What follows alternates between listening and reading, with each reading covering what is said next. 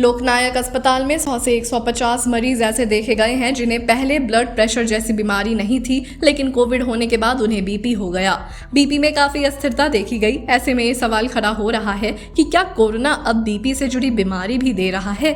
इससे पहले डायबिटीज के भी ऐसे कई मरीज देखे गए थे जिन्हें पहले डायबिटीज नहीं था, लेकिन कोविड होने के बाद उनमें ये पाई गई। इन 100 से 150 मरीजों में न सिर्फ बीपी बल्कि कई अन्य तरह की समस्याएं भी देखी गई हैं।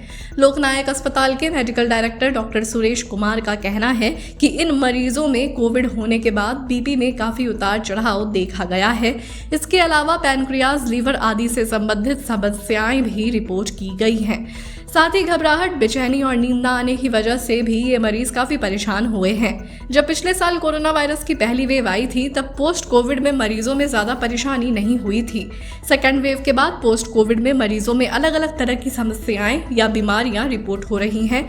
जिन 100 से 150 मरीजों में बीपी, पैनक्रियाज, लीवर से जुड़ी समस्याएं हुई हैं, ये सभी सेकेंड वेव वाले मरीज हैं। इससे पहले कई मरीज ऐसे देखे गए थे जिन्हें कोविड होने से पहले डायबिटीज नहीं थी, लेकिन कोविड के बाद डायबिटीज देखी गई। साथ ही जिन्हें डायबिटीज थी उनमें पोस्ट कोविड में कई महीनों तक डायबिटीज कंट्रोल में ही नहीं आ रही थी।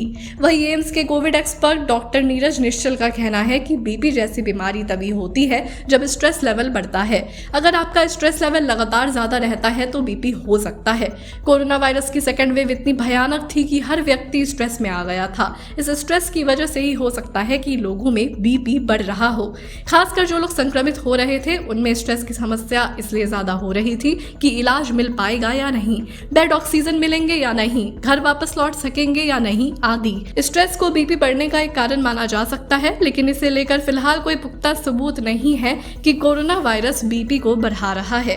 कोरोना से जुड़ी हर खबर को पाने के लिए जुड़े रहें हमारे चैनल के साथ।